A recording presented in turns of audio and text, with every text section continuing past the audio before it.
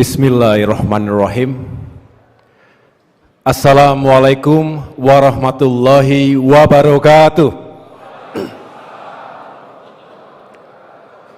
Selamat pagi dan salam sejahtera untuk kita semua. Shalom. Om Swastiastu. Namo Buddhaya, salam kebajikan.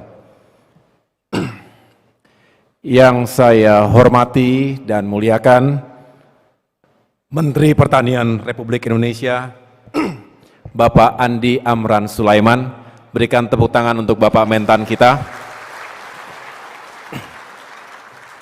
Terima kasih Bapak Menteri sudah berkenan hadir, dan kita mendoakan sekaligus siap memberikan dukungan kepada Bapak Menteri Pertanian yang kita tahu bahwa saat ini tengah menghadapi tantangan yang luar biasa untuk meyakinkan ketahanan pangan, ketersediaan pangan bagi masyarakat di seluruh Indonesia.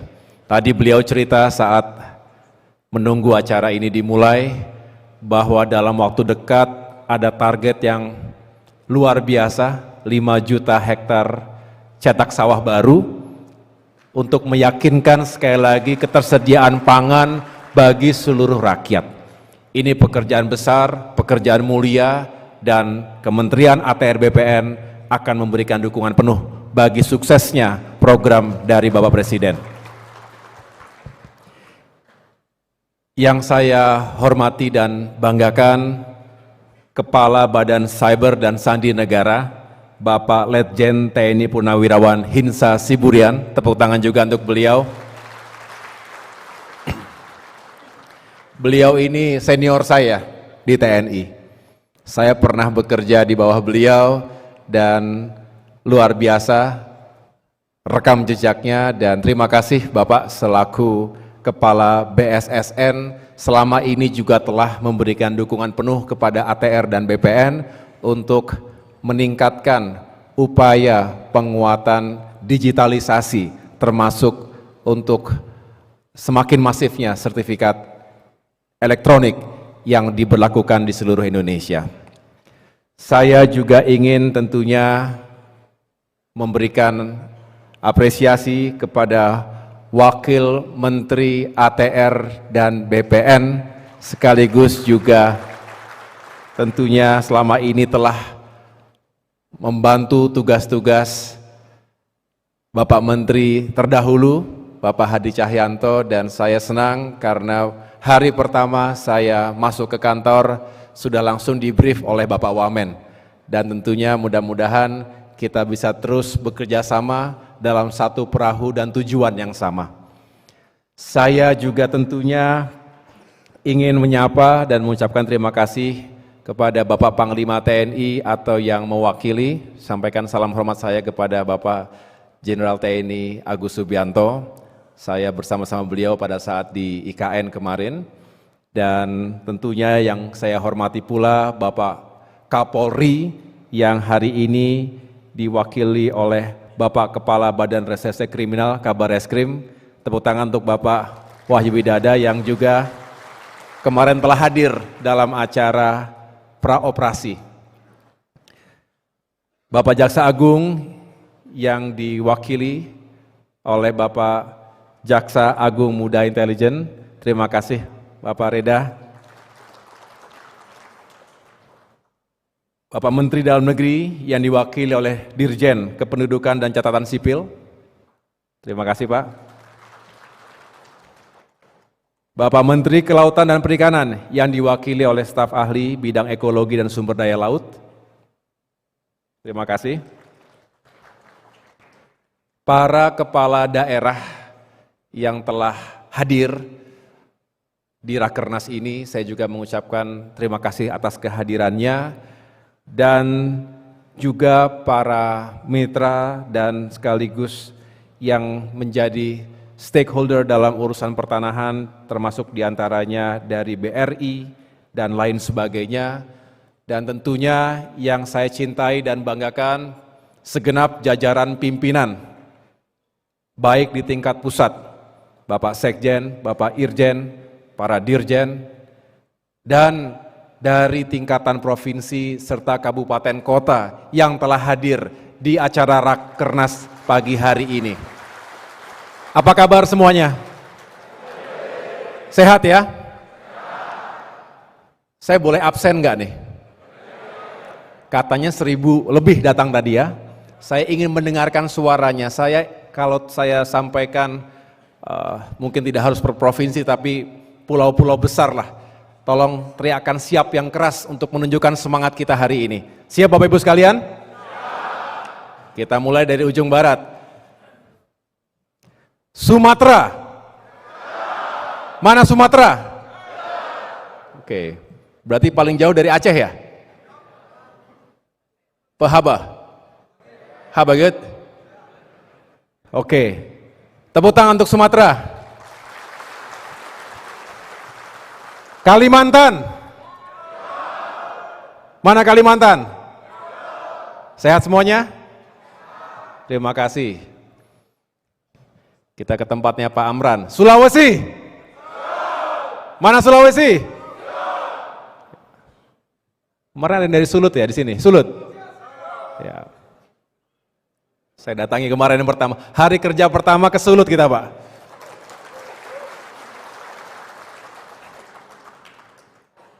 Maluku ada?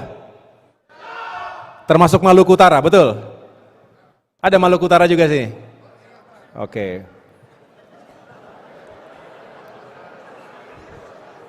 Mana pulau yang paling utara mana? Di sana ada? Yang paling jauh? Hadir ya? Oke. Mana sekarang Papua? Wilayah Papua, ada Papua? Oke, tepuk tangan untuk Papua juga. Dari ujung timur matahari terbit, harus kita terus perkuat jajaran kita di Papua. Kemudian Bali dan Nusa Tenggara, ada di sini Bali dan Nusa Tenggara. Ini kok sama aja dengan tadi, beda ya? Terus siap-siap terus begini. Beda ya? Oh ya beda. Saya ulangi, Bali dan Nusa Tenggara. Oh ya beda Pak, memang beda. Terakhir, wilayah Pulau Jawa, mana Jawa?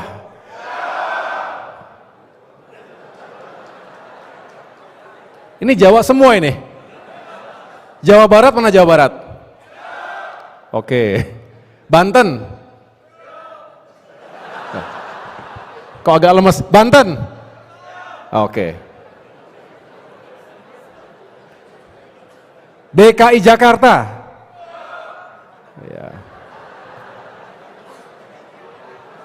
Paling jauh ya.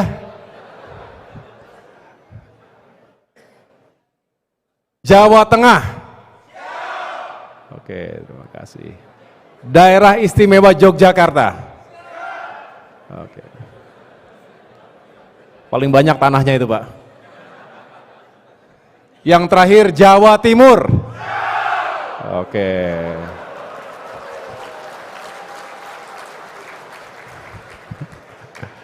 Terima kasih. Tepuk tangan untuk kita semuanya. Alhamdulillah, ini harus kita cairkan suasana dulu. Sekaligus saya ingin memperkenalkan diri. Jadi saya laporkan tadi kepada Bapak Menteri bahwa saya bersyukur sekali karena justru melalui forum Rakernas ini saya bisa langsung bertatap muka dengan seluruh pejabat utama, baik di tingkat pusat, di daerah maupun di tingkat kabupaten kota.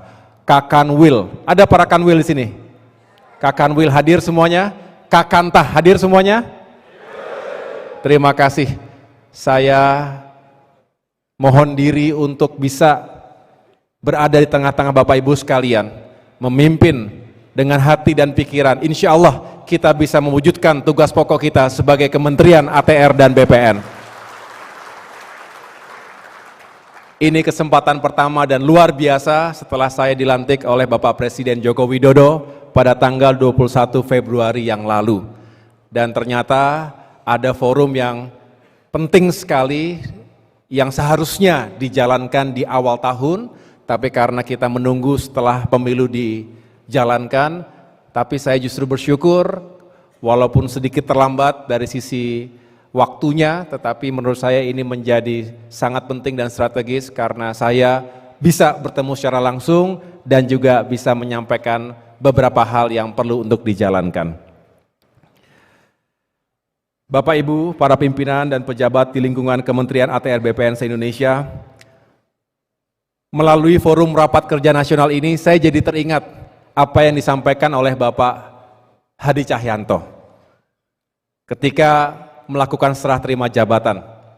Beliau mengatakan ketika itu, Mas AHY, di Kementerian ATR ini organisasinya ada kemiripan dengan TNI, memiliki struktur mulai dari tingkat pusat sampai ke tingkat daerah. Jadi saya yakin Mas AHY akan mudah beradaptasi. Kemudian beliau juga mengatakan, saya juga memberikan seragam kepada para pejabat dan pegawai di kementerian agar tumbuh disiplin dan kebanggaan kepada institusi. Ternyata saya melihat di sini dan saya mempelajari bahwa bukan hanya kedisiplinan dan kebanggaan kepada institusi, tapi juga Bapak Ibu sekalian memiliki daya kreativitas.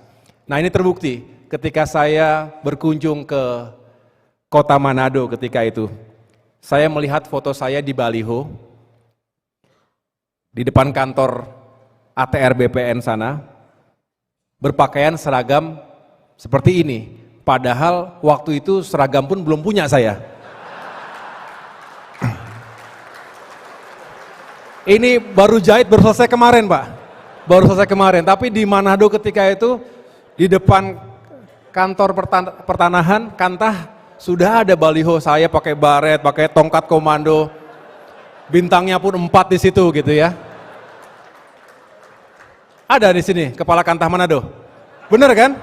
Nah, jadi kreatif, inovatif.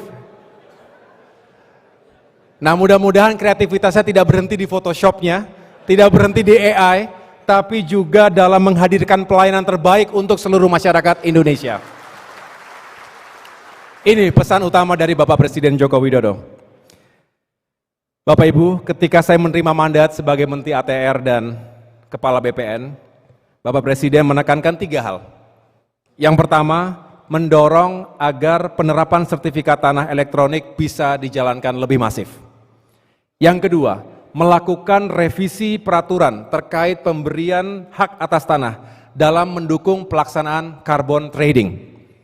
Dan yang ketiga, mempercepat pendaftaran 120 juta bidang tanah melalui program PTSL, pendaftaran tanah sistematis dan lengkap. Dan saya meminta ketiga hal itu menjadi prioritas utama dalam Rakernas ini. Bapak Ibu yang saya hormati, Rakernas tahun ini kita beri tema Tata Kelola Pertanahan dan Tata Ruang yang modern, berintegritas, dan berstandar dunia. Saya memandang tema ini sesuai dengan visi Bapak Presiden untuk menjadikan Indonesia sebagai negara maju. Salah satu syarat negara maju adalah tertib administrasi yang mengedepankan transparansi dan akuntabilitas. Tertib administrasi akan memberikan kepastian hukum termasuk dalam tata kelola pertanahan dan tata ruang, sehingga menjadi instrumen keadilan sosial bagi seluruh rakyat Indonesia. Saya beri contoh, 2 minggu lalu, ketika saya memberikan atau melakukan pembagian sertifikat kepada warga di Sulawesi Utara, tepatnya di Kota Manado, tepatnya di Malalayang, Desa Malalayang, ada seorang nenek berusia 80 tahunan, tadi ada di video tadi, namanya Oma Adela. Ia memiliki sebidang tanah dan rumah di situ selama 40 tahun, tetapi belum memiliki sertifikat. Apa dampaknya? Bukan tidak mungkin akan ada pihak lain yang mengklaim kepemilikan tanah Oma Adela tersebut dengan menunjukkan sertifikat palsu. Sehingga Oma Adela bisa terusir dari rumahnya sendiri atau terlibat dalam sengketa yang berdampak hukum. Fenomena inilah yang sering dan sedang terjadi di negeri kita. sengketa kepemilikan hak atas aset di ranah hukum bertahun-tahun dan berlarut-larut. Tetapi alhamdulillah, sekarang ini karena Oma Adila telah memiliki sertifikat tanahnya, maka negara menjamin dan melindungi secara hukum kepemilikan tanah Oma Adila tadi. Inilah bukti konkret tata kelola pertanahan dan tata ruang bisa menjadi instrumen keadilan untuk rakyat. Sebenarnya bukan hanya memiliki kepastian hukum, Oma Adila dan warga Manado yang saya ceritakan tadi, termasuk warga Samarinda, Kalimantan Timur. Ada di sini Kanwil dari Kalimantan Timur ya, kota Samarinda, yang juga saya berikan sertifikatnya ketika itu. Dan jutaan rakyat Indonesia lain yang telah memiliki sertifikat, hakikatnya ia telah mendapatkan keuntungan secara ekonomi, paling tidak potensi keuntungan secara ekonomi. Karena kita tahu sertifikat tersebut bisa benar-benar digunakan untuk kebutuhan usahanya. Saya pernah mendengar Menteri Keuangan kita mengatakan bahwa di negara-negara maju yang bekerja keras bukan hanya manusianya, tetapi juga aset yang dimilikinya. Maknanya, tanah atau aset bersertifikat bisa digunakan sebagai jaminan untuk modal usaha dari bank atau badan usaha lainnya. Inilah yang disebut dengan aset yang juga bisa disuruh bekerja untuk menghasilkan uang. Jadi sebenarnya, kita juga perlu mengubah paradigma berpikir kita. Dulu ada istilah lahan tidur, yaitu sebidang tanah yang tidak ditanami dan dibiarkan terbengkalai, sehingga lahan itu tidak produktif atau tidak menghasilkan apa-apa. Sekarang saya mengistilahkan banyaknya aset tidur, yaitu kepemilikan atas tanah maupun bangunan yang dihuni, tetapi tidak mampu kita kapitalisasi dengan baik sebagai aset ekonomi untuk menghasilkan uang dan meningkatkan produktivitas. Tentu saja, syarat yang harus dipenuhi adalah kesadaran masyarakat untuk secara sukarela mendaftarkan tanah dan aset yang dimilikinya kepada kantor-kantor pertanahan setempat. Memang itu tidak mudah. Saya menemukan fakta di lapangan, tidak sedikit masyarakat yang enggan untuk mendaftarkan asetnya, meskipun dengan pelayanan yang mudah, murah dan cepat. Mengapa? Mereka khawatir dengan konsekuensi dari kepemilikan sertifikat tanah itu, yakni kewajiban untuk membayar pajak setiap tahunnya. Di sini hadir tidak Kepala Kantah Bolaang Mongondo Bolmong. Iya Bu ya, Ibu menyampaikan itu kepada saya, betul ya? Pada saat saya berkunjung ke Kantah Bolmong dan saya mendengarkan aspirasi semacam itu. Ini juga mungkin terjadi di tempat-tempat yang lain. Jadi kita ingin mencari solusinya. Disinilah tantangan kita. Saya berharap untuk menyukseskan arahan pertama Presiden terkait penerapan sertifikat elektronik secara masif, maka perlu ada sinergi dan kolaborasi antara Kementerian ATR dan BPN ini dengan sejumlah pihak terkait usulan skema pemberian insentif atau keringanan pajak. Bentuknya bisa dibicarakan pada Rakernas ini, baik dalam konsep atau usulan konsep secara lebih konkret maupun kita bisa lanjutkan di forum-forum lainnya. Intinya, solusi yang kita tawarkan harus berpihak kepada kepentingan rakyat. Kita berharap muncul kesadaran yang masif dari masyarakat untuk mendaftarkan tanahnya. Barulah kita bisa mendorong penerapan sertifikat tanah elektronik secara lebih masif lagi. Saya juga mendapatkan laporan dari masyarakat. Apabila dokumen sertifikat tanah direkam melalui sistem digital, dikhawatirkan terjadi penyalahgunaan dokumen itu. Untuk mengantisipasinya, Kementerian ATR BPN tentu harus memperkuat sistem jaringan keamanan digitalnya, serta mengawasi potensi penyalahgunaan oleh oknum internal sendiri. Digitalisasi adalah suatu keniscayaan. Selain faktor efisiensi dan efektivitas, digitalisasi juga sudah menjadi bagian dari kehidupan masyarakat abad ini. Saya menerima laporan beberapa kantah sudah melaksanakan penerapan sertifikat tanah elektronik. Dan saya berharap kantor-kantor pertanahan lainnya bisa segera mewujudkannya. Lakukan sosialisasi secara masif dan kreatif, serta inovatif. Bekerja sama dengan pemerintah daerah setempat, dengan mengimplementasikan sertifikat tanah elektronik. Maka pengelolaan pertanahan di Indonesia akan berstandar dunia, setara dengan negara-negara maju di Eropa, Amerika, dan Australia. Hadirin yang saya hormati, Bapak Presiden juga secara khusus mengamanahkan untuk melakukan revisi PP nomor 18 tahun 2021. Tujuannya adalah memfasilitasi pemberian hak atas tanah dalam mendukung pelaksanaan carbon trading. Langkah ini merupakan wujud komitmen Indonesia untuk merespons berbagai ancaman perubahan iklim yang ditandai oleh naiknya suhu bumi, kekeringan, polusi, hingga banjir. Hasil perdagangan karbon tersebut bisa kita investasikan kembali untuk menjaga lingkungan kita melalui pengurangan emisi karbon sekaligus meningkatkan pemasukan fiskal bagi negara. Dan jika hal ini bisa kita lakukan, maka kita bisa mencapai target net zero emissions pada tahun 2060 bahkan lebih cepat.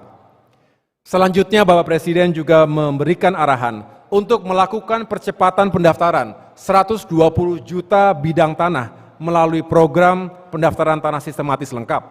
Saat ini Kementerian ATR BPN telah berhasil mendaftar 111 juta bidang tanah dan 90,9 juta bidang tanah sudah bersertifikat. Dengan demikian, kita harus segera mengejar kurang lebih 9 juta bidang tanah lagi untuk diselesaikan paling lambat pada Oktober 2024 ini. Jika hal ini bisa dioptimalkan, maka pendaftaran tanah bisa menghasilkan dampak pertambahan nilai ekonomi yang lebih tinggi bagi negara. Terbukti, sejak dijalankannya program PTSL antara tahun 2017 hingga 2023 lalu, telah terjadi pertambahan nilai ekonomi kurang lebih sebesar 6.067 triliun rupiah yang bersumber dari hak tanggungan, PPH, PNBP, dan juga BPHTB. Lebih dari 90% dari nilai itu berasal dari hak tanggungan.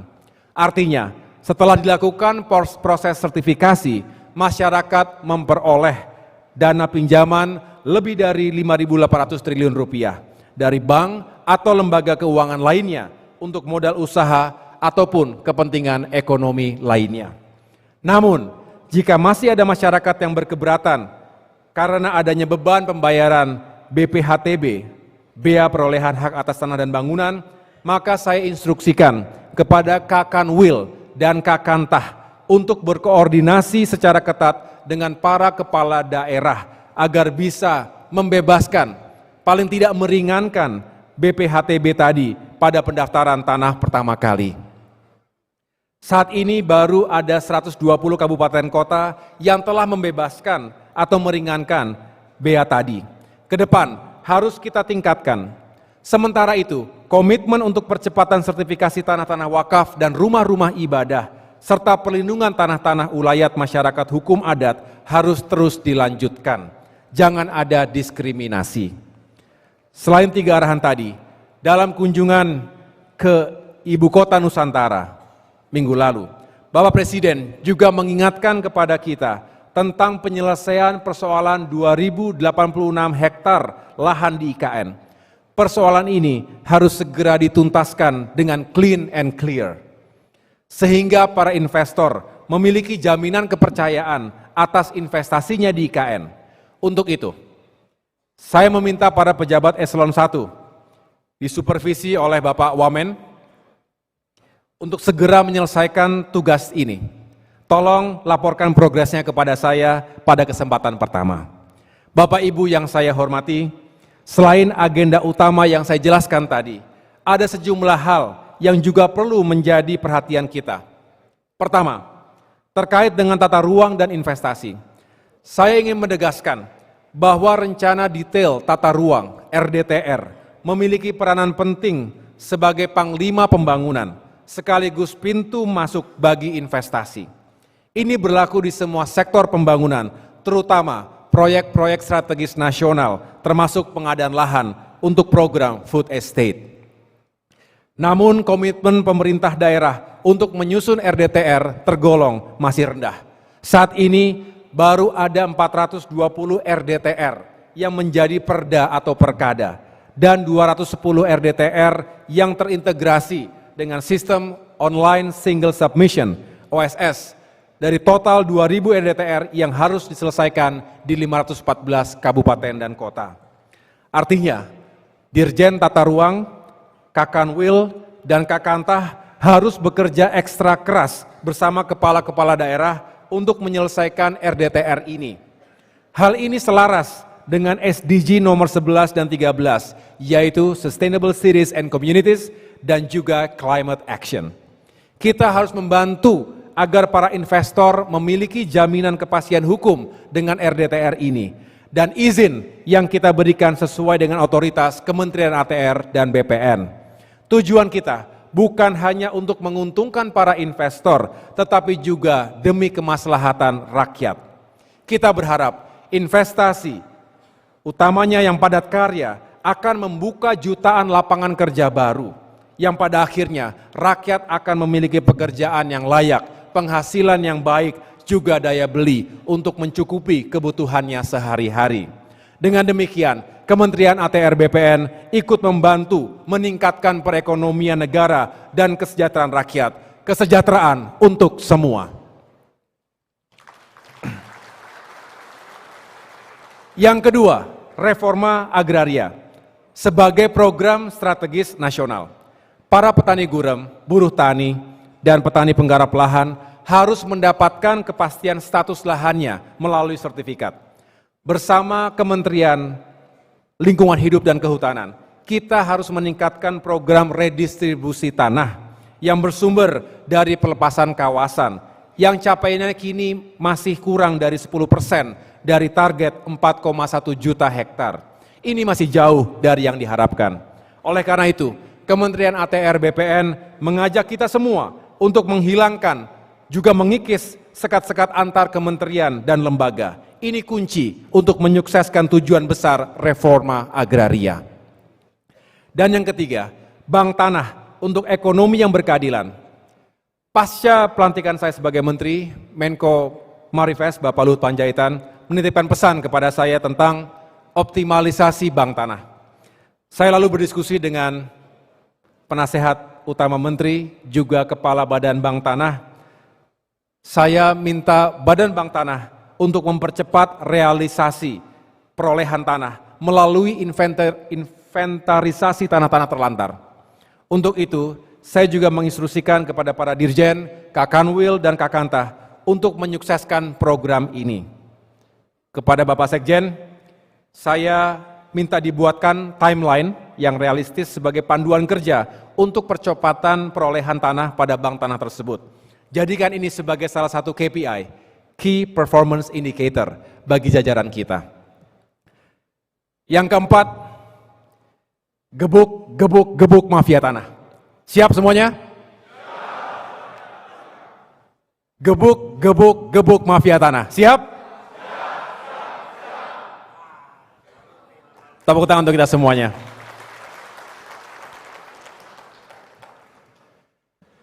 Persoalan mafia tanah sudah menjadi penyakit masyarakat.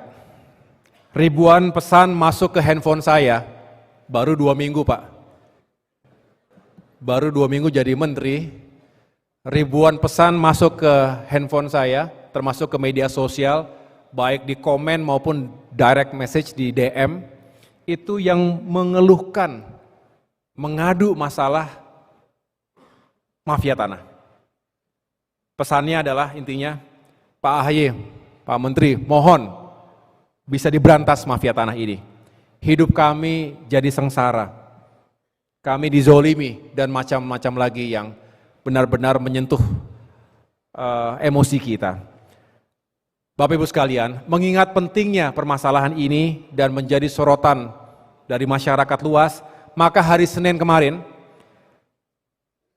saya dan kita semua di tingkat pusat menggelar rapat praoperasi pencegahan dan penyelesaian tindak pidana pertanahan. Karena hal ini juga menyangkut aspek penegakan hukum, saya juga berkoordinasi dan meminta dukungan langsung dari Bapak Jaksa Agung, Bapak Burhanuddin. Saya diterima dengan sangat baik di Kejaksaan Agung Republik Indonesia, beserta para pimpinan lainnya, Jadi lengkap Bapak Jaksa Agung, Wakil Jaksa Agung, 14 Jaksa Agung muda, luar biasa. Itu menunjukkan komitmen yang sama. Kemudian sore harinya saya diterima juga dengan sangat terhormat oleh Bapak Kapolri, hadir juga ada Bapak Kabar Eskrim dan pejabat teras Mabes Polri lainnya, untuk meyakinkan bahwa kita semua dalam satu perahu yang sama. Dan ini tentunya sangat kita harapkan terjadi penguatan sinergi dan kolaborasi, baik di tingkat pimpinan, dan saya tidak ingin berhenti di tingkat pimpinan. Saya berharap setelah kembali ke daerah masing-masing Bapak Ibu sekalian, para Kakanwil, Kakantah juga melakukan hal yang sama. Datangi para pejabat yang ada di tingkatan Bapak Ibu sekalian, di jajaran kejaksaan maupun jajaran kepolisian. Kita bangun dan perkuat sinergi dan kolaborasi di lapangan. Ini penting, karena hanya dengan itu, Satgas Anti Mafia Tanah, mana Brigjen Arif Rahman? Nah, ini Komandan Satgas Anti Mafia Tanah. Hanya dengan sinergi dan kolaborasi tadi, kemarin juga ada yel-yelnya. Gimana? Sinergi, kolaborasi, gebuk mafia tanah, begitu.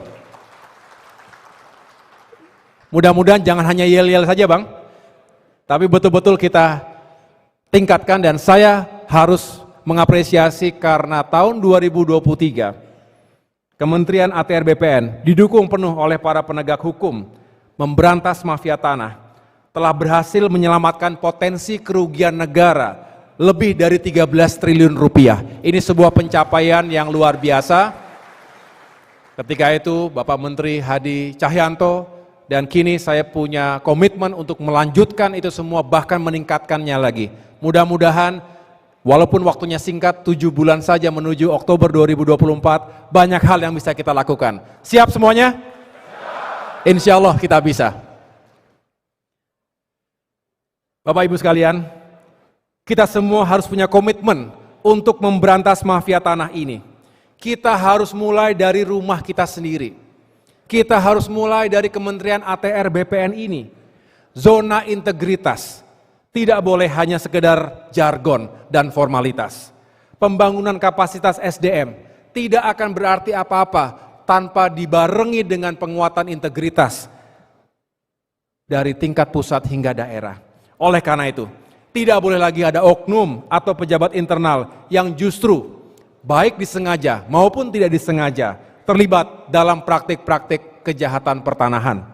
Untuk itu, saya menginstruksikan kepada Inspektorat Jenderal untuk melakukan pengawasan secara ketat. Pendekatan preventif tentu jauh lebih baik daripada pendekatan represif. Tapi kita juga akan bertindak tegas sesuai dengan aturan yang berlaku. Tapi Bapak Ibu juga jangan khawatir, karena sebaliknya, saya juga tidak akan membiarkan ada kepala kantor pertanahan yang masuk penjara akibat ulah mafia tanah. Padahal pejabat itu sudah bekerja sesuai dengan aturan yang berlaku. Setuju? Saya akan bela dan saya akan fight dengan seluruh cara dan sumber daya yang saya miliki. Saya akan tegakkan kebenaran dan keadilan di institusi ini, asalkan semua mengikuti aturan yang baik. Bapak Ibu sekalian, sebelum mengakhiri sambutan ini, saya ingin menyampaikan penekanan terkait dengan arah kebijakan strategis Kementerian ATR BPN pada tahun 2025-2029 sebagai berikut.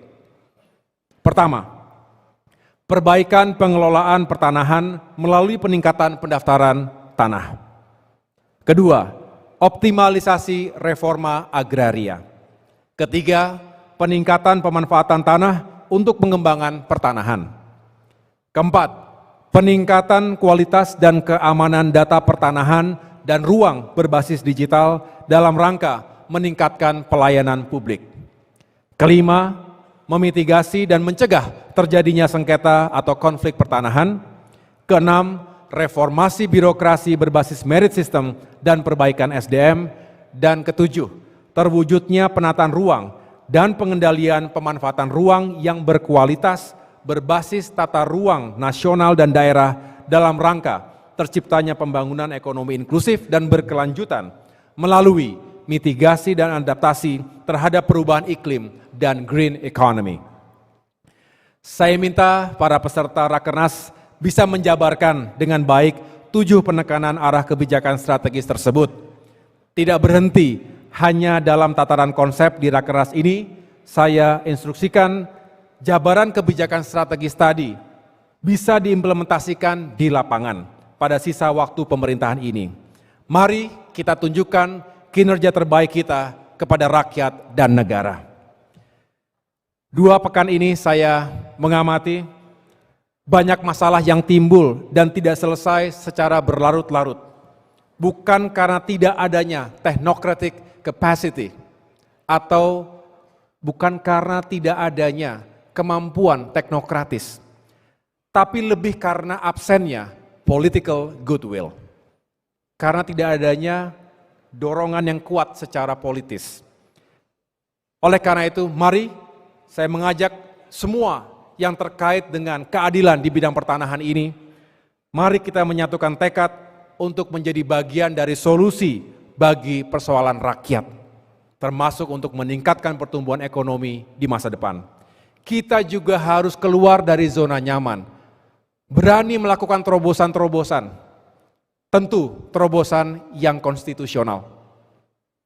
Dan yang tidak kalah penting adalah saya menekankan sekali lagi, kita juga harus merobohkan tembok kokoh ego sektoral yang seringkali menghentikan langkah dan menghambat kemajuan di antara kita. Semoga Tuhan Yang Maha Esa, Allah Subhanahu wa Ta'ala, senantiasa membimbing dan melindungi kita semua, sehingga Kementerian ATR BPN dapat terus menjadi institusi yang melayani, profesional, dan terpercaya.